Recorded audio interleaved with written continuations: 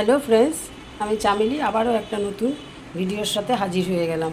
এই দেখো, আমি রাজমা ভিজিয়ে রেখেছিলাম। রাজমাগুলো এখন আমি এই যেরকম করে চোচা ছাড়িয়ে নেব। এই যে এইভাবে চোচা ছাড়িয়ে তারপর ফিরে আসছি। সবগুলো রাজমার আমি এরকমভাবে চোচা ছাড়াবো। এই রাজমার মধ্যে আমি কটা সয়াবিন দিয়ে দেবো।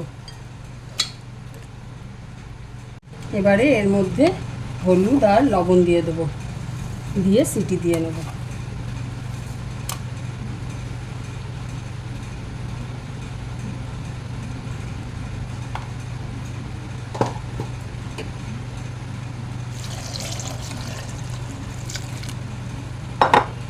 এবারে একটা মশলা রেডি করে নিতে হবে।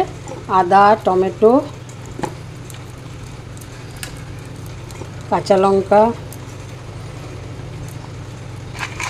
কাজু আর কয়েকটা গোলমরিচ, এলাচ, দারচিনি আর সাদা তিল। এটাকে আমি এখন ভালো করে পেস্ট করে নিই। এবারে ফোড়ন দিয়ে দিচ্ছি।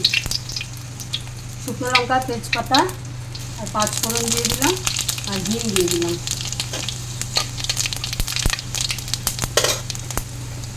এবারে আমি সেদ্ধ করা আলু কটা হাত দিয়ে ভেঙে রেখেছি, আলুগুলো দিয়ে দিলাম।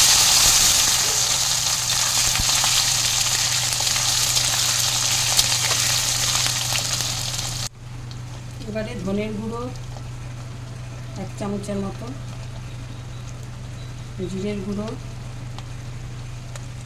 1.5 চামচ, হলুদ 1 চামচ, লবণ দিয়ে দিচ্ছি কারণ ওটার মধ্যে আমি সেদ্ধ করার সময় রাজমা আর সয়াবিন সেদ্ধ করার সময় লবণ দিয়েছিলাম, তাই এখানে অল্প করে লবণ দিয়ে দিলাম।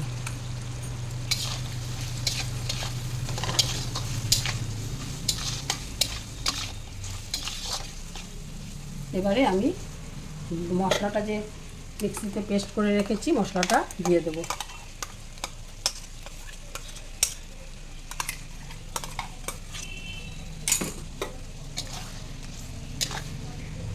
মশলার বাটিটা ধুয়ে জল দিয়ে দিলাম। এবার ভালো করে মশলাটা কষিয়ে নেব।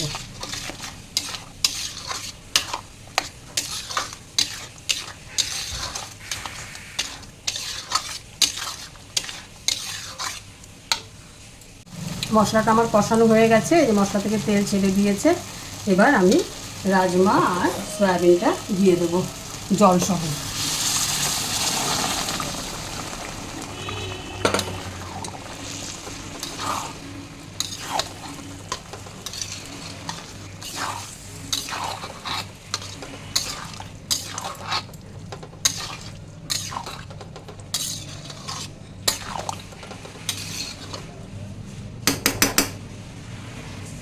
এবারে নামানোর আগে অল্প ভাজা মশলা, অল্প গরম মশলা আর 1 চামচের মতো ঘি দিয়ে নামিয়ে নেব।